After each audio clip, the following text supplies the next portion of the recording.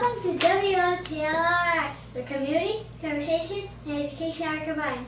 I'm your host, Leilani. Today we are here with Nick, Ron, and Pete, the Cardi Furniture headquarters. Hi. Hello. Hi. Hello. These gentlemen are no ordinary businessmen. Just learning about their humble beginnings and how they got to where they are today is inspiring. These men know what it means to be leaders. They consistently use their success for the common good of people. Welcome, gentlemen. Thank you. It's great to be with you. Nice to be with you, too. Can you kindly share your story on how you got here today? Sure. It all started in 1928, 89 years ago. Our grandmother started a dry goods store in the Knightsville section of Cranston.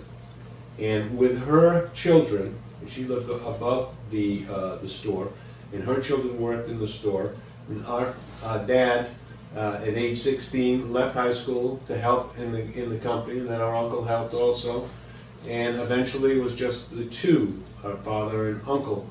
And then the three of us, as we graduated from college, decided to stay in the business.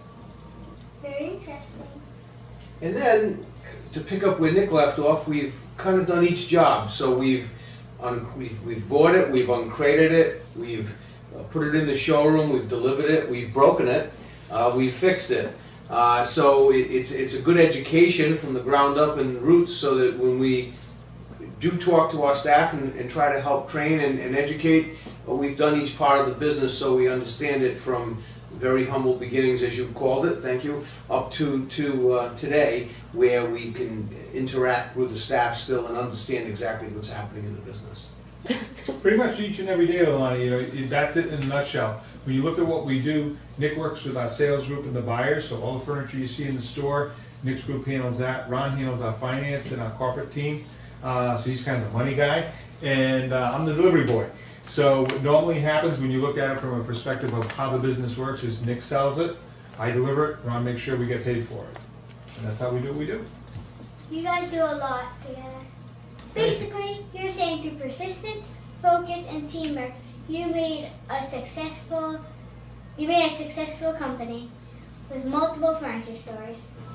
Do you guys have any funny stories that you'd like to share? Yeah, I always share a story inside the office when we start to train some people. We all make mistakes, and it's good to learn from a mistake as long as it's not. And our father always taught us that make a mistake that's not fatal, so you can learn from the mistake and then move forward.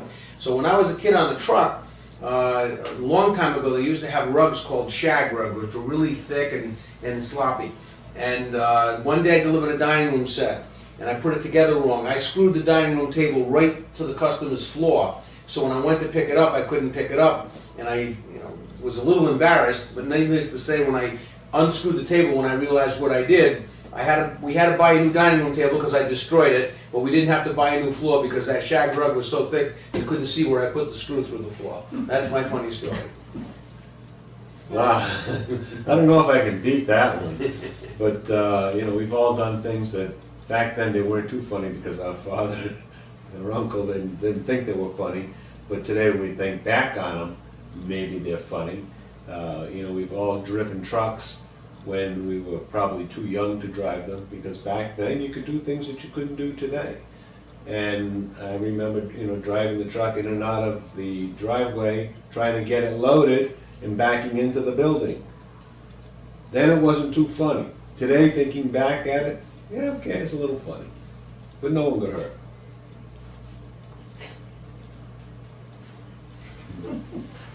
Doing a great job.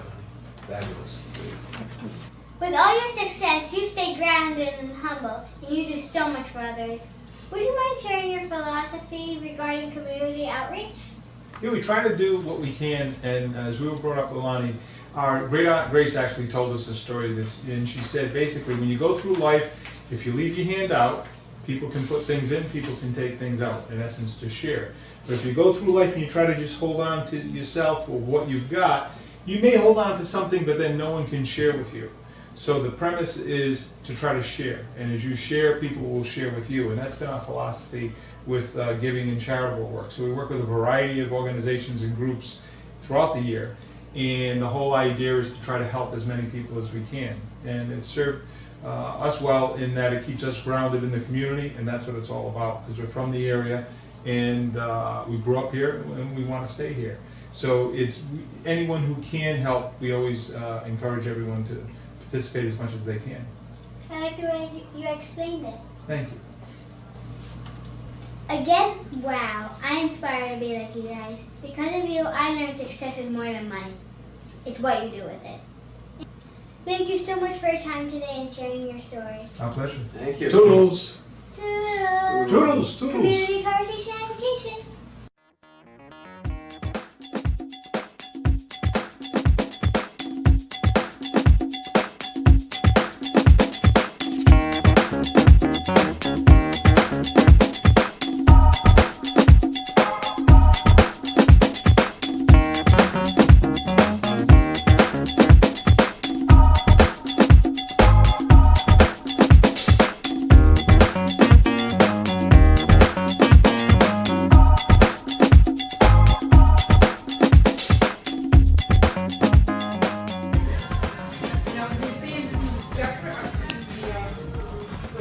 This is comfier than my mattress at home.